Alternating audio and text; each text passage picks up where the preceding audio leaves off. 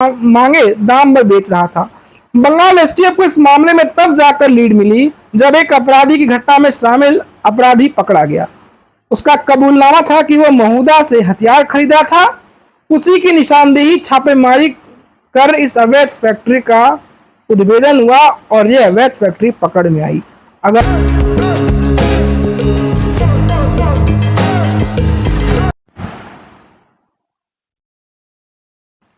नमस्कार, आपका स्वागत है आज के हमारे इस एपिसोड में। आज हम बात करने वाले हैं अपराध जगत की। आप सभी को पता है कि धनबाद में अवैध गन फैक्ट्री का भंडाफोड़ हुआ है।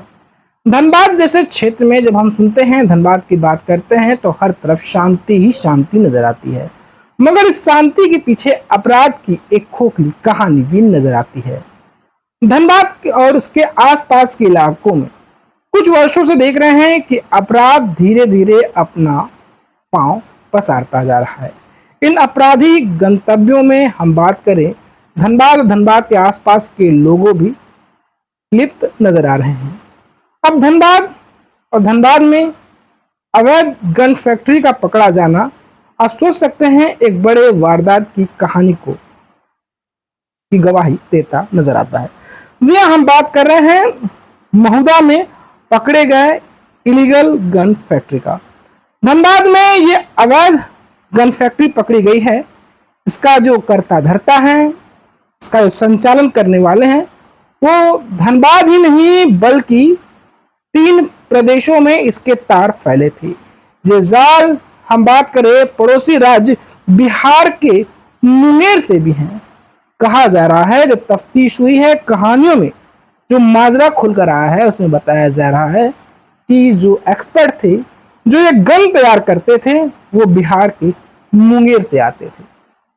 कहाँ धनबाद, कहाँ मुंगेर, दोनों में कोई तार नहीं है। एक बिहार से का जिला है मुंगेर और एक झारखंड का जिला है जिसकी सीमा बंगाल से सटती है, और वो धनबाद। मुंगेर से लोग आते हैं और धनबाद में आके इलीगल गन फैक्ट्री का तैयार करते हैं। कहीं ना कहीं ये जो अपराध है, इसके तार कुछ घनिष्ठ ही नजर आते हैं।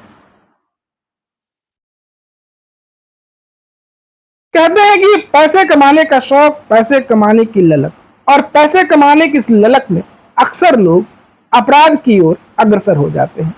जिंदगी में अपराध के रास्ते पर वही जाते हैं जिन्हें शॉर्टकट रहता है, जो बहुत जल्द ही अमीर बनना चाहते हैं, जो बहुत जल्द पैसे कमाने चाहते हैं, खुद को करोड़पति की जो रेस है उसमें खुद को खड़ा होते, खुद को देखना चाहते हैं, मगर इस लालसा में उन्हें अपराध की राहों पर लाकर खड़ा कर देता है।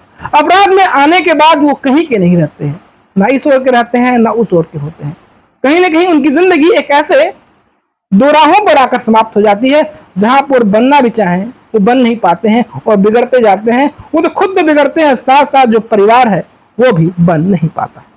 कहा जाता है कि वो एक ड्राइवर था, उसके बड़े शौक थे, बहुत जल्द वो पैसा बनने वाला चाहता था, लेकिन उसका शौक उसे सलाखों के पीछे पहुंचा दिया। जी हाँ, धनबाद के महुदा में पकड़ी गई है अवैध गन फैक्ट्री। इस अवैध गन फैक्ट्री का जो संचालक था, उनका नाम था मुर्शीद अंसारी।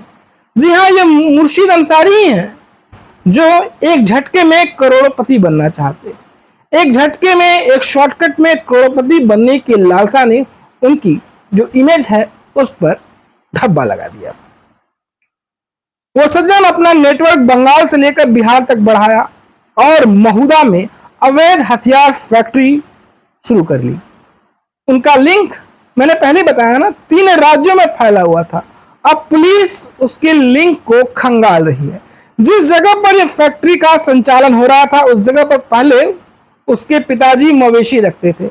यूं कहें तो मवेशी खाना था, जानवर पाले जाते थे। अब उस जानवर पालने वाले जगह पर जनाब मुर्शीद अवैध हथियार का निर्माण करने लगे। यूं तो हम बात करें, हथियार के निर्माण में लाइसेंस की आवश्यकता होती है, मगर इस सज्जन ने जिंदगी के शॉर्टकट में, कमाई के लिए शॉर्टकट का ऐसा रास्ता चुना, मैं एक बार फिर कहता हूं कि उन्हें हवालात में पहुंचा दिया है। कहा जाता है कि जब उनके पिताजी वहां से हट गए तो मुर्शीद ने उस जगह पर कब्जा जमा लिया और बंगाल के बबलू के संपर्क में आकर हथियार की एक फैक्ट्री खोल ली। बाघमारा के एसडीपीओ ने गत गुरुवार को बताया कि फैक्ट्री का मास्टरमाइंड मुर्शीद अंसारी है। वो कारीगरों को मुंगेर से बुलाकर यहां पिस्टल बनवा रहा था।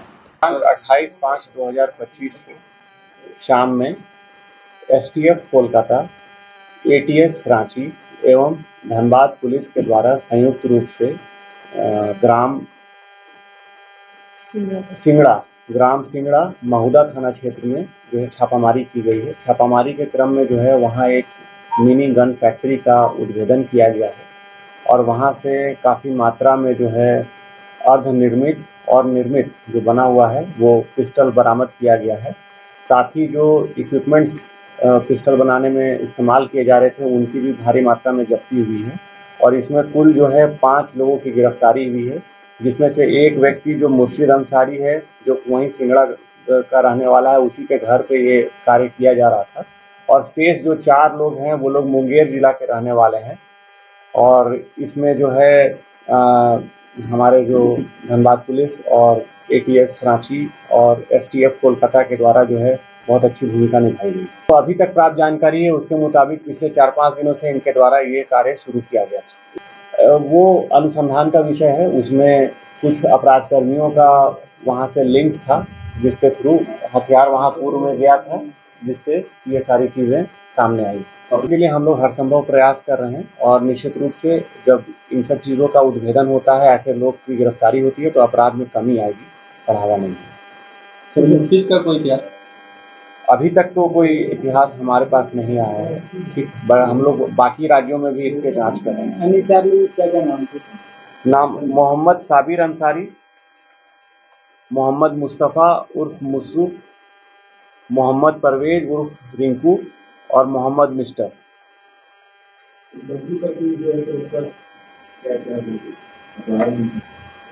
अभी बाकी चीज़ें अनुसंधान अंतर्गत हैं, अभी वो फिर आगे आप लोगों को बताया गया है जैसे डेवलपमेंट। अंसारी जो जिसके घर में ये संचालित था, तो हमारे हिसाब से घटना का मास्टरमाइंड वही है, उसी के द्वारा कारीगरों को बुला करके और जो अवैध हथियार है उसका निर्माण करवाया जा रहा है। नहीं, अभी गिरफ्तारी नहीं की गई है, हम लोग संलिप्तता देख रहे हैं और कौन कौन लोग इसमें संलिप्त हैं। अग्रतर अनुसंधान में फिर जैसा आएगा उसके आधार पर आगे कार्रवाई। तो बंगाल से चूंकि बंगाल से भी टीम आई थी तो हम लोग उनका भी सहयोग ले रहे हैं और उनसे भी आज सूचना प्राप्त कर रहे हैं। आगे जैसा होगा फिर हम लोग संयुक्त रूप से उस पर कार्रवाई करेंगे। कुल महुदा थाना को भनक थी और महुदा थाना के द्वारा संयुक्त रूप से छापामारी किया गया, तभी जाकर के कार्रवाई संभव हो पाया। मैंने आपको बताया पिछले 4-5 दिनों से ये संचालित है। गिरफ्तार आरोपी मुर्शीद के अलावा मुंगेर जिले के 4 लोग हैं जो फैक्ट्री के भीतर पिस्टल तैयार कर रहे थे। पुलिस उनके क्राइम इतिहास को खंगाल रही है। इस कार्रवाई में धनबाद, रांची, एटीएस और कोलकाता एसटीएफ के लोग शामिल थे। बाघमारा एसडीपीओ ने बताया कि कोलकाता एसटीएफ की टीम ने कुछ अपराधियों के पास से हथियार बरामद किए थे। उन अपराधियों की निशानदेही पर यह छापेमारी की गई। झारखंड में धनबाद को ही अवैध गन फैक्ट्री के लिए क्यों चुना गया? और अक्सर मैं देखता हूं कि जो अपराधी होते हैं जो गन फैक्ट्री का अवैध संचालन करते हैं वो धनबाद को ही क्यों चुनते हैं? इसका क्या कारण है? क्या यहाँ ऐसा करने वाले को बचने की सहूलियतें होती हैं? क्या धनबाद से हथियार की खेप ले जाने में आसानी होती है? ये एक अबूझ पहेली है। ऐसा पहली बार नहीं है कि हम इस तरह की कहानियों को न सुने हों। पुलिस के लिए भी यह बड़ी चुनौती है। महुदा में बुधवार को पकड़ी गई अवैध गन फैक्ट्री चौंकाने वाली है, क्योंकि तैयार और अर्ध तैयार हथियारों की बड़ी खेप पुलिस को मिली है। यह अलग बात है कि लोकल पुलिस इस मामले में पूरी तरह से अनभिज्ञ थी। लोकल पुलिस को कुछ पता नहीं था। लोकल पुलिस तो जानती भी नहीं थी कि उनके आसपास में ऐसे कांड भी हो रहे हैं, इस तरह के हथियार तैयार भी किए जा रहे हैं। हम बात करें जो आसपास के लोग थे वो भी शौक लगा उनको कि भाई मेरे आसपास में ऐसा भी हो रहा है।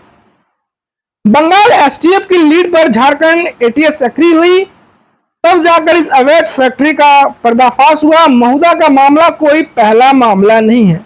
2005 में चांदमारी में अवैध मिनी गन फैक्ट्री पकड़ी गई थी। 2014 में भी बेरा दोबारी के बीच जंगल में फैक्ट्री पकड़ी गई थी। 2010 में भी फैक्ट्री पकड़ में आई थी। 2019 में भी झरिया में अवैध गन फैक्ट्री पकड़ी गई थी।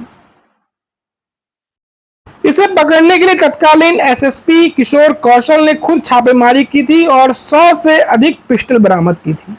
बता दें कि धनबाद के महुदा की सिंहाड़ा बस्ती में बुधवार की रात बड़ी फैक्ट्री का खुलासा हुआ है। भारी मात्रा में पिस्टल जब्त की गई। महुदा में जहां फैक्ट्री चलाई जा रही थी वो बिल्कुल सुनसान स्थान है। फैक्ट्री का संचालन अन्य लोगों के साथ मिलकर अपने घर के पीछे बाउंड्री वॉल से सटाकर जगह में कई महीनों से यह काम चल रहा था। मुंगेर के 4 लोगों को अपने साथ रखकर वो हथियार तैयार कर रहा था। बने हथियार को वो मुंह मांगे दाम पर बेच रहा था। बंगाल एसटीएफ को इस मामले में तब जाकर लीड मिली जब एक अपराधी की घटना में शामिल अपराधी पकड़ा गया। उसका कबूलनामा था कि वह महुदा से हथियार खरीदा था। उसी की निशानदेही छापेमारी कर इस अवैध फैक्ट्री का उद्भेदन हुआ और यह अवैध फैक्ट्री पकड़ में आई।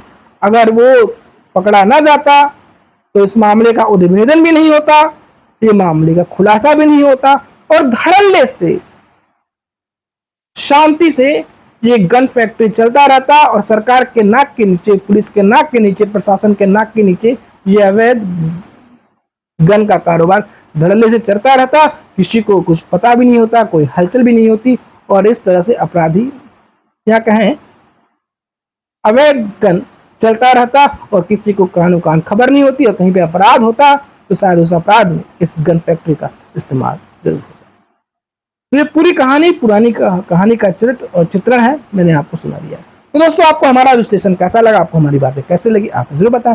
दोस्तों कंटेंट पसंद आ रहा है तो आपने सपोर्ट भी कर सकते हैं, आपने सहयोग भी कर सकते हैं, आपने कंट्रीब्यूट भी कर सकते हैं। अगर आपने सहयोग करना चाहते हैं तो आप हमें स्क्रीन के कोने पे दिख रहे QR कोड को स्कैन करें, सहयोग करें। आप पेटीएम, फोन पे के माध्यम से आपने सपोर्ट भी कर सकते हैं, सहयोग भी कर सकते हैं, आपने हमारी पत्रकारिता को बल भी दे सकते हैं।